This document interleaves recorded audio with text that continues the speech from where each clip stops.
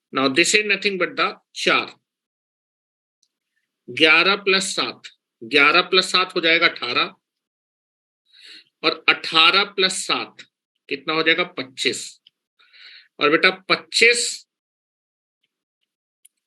Plus 7 जब तुम add करोगे तो 25 7 हो जाएगा 32, और 32 का मतलब हो जाएगा 6, और 6 में जब तुम 7 ऐड कर दोगे तो हो जाएगा 13। ठीक है, दिस इज द 13, और 13 में जब 7 ऐड करोगे तो हो जाएगा 20, 13 में जब 7 ऐड करेंगे तो हो जाएगा 20। 1 2 3 4 5 6 7 8 9 10 11 और 12, this is nothing but the 20।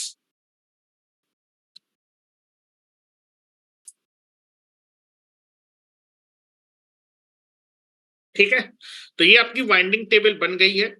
This is your winding table, this is your winding table.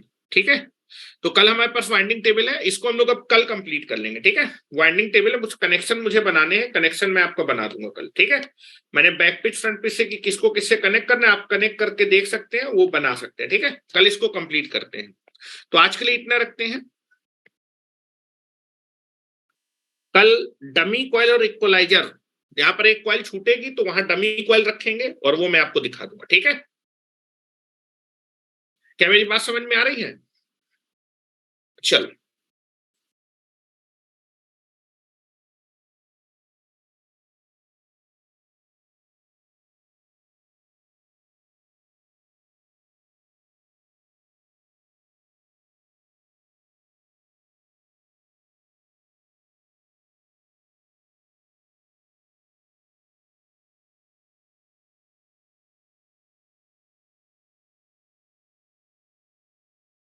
चलो,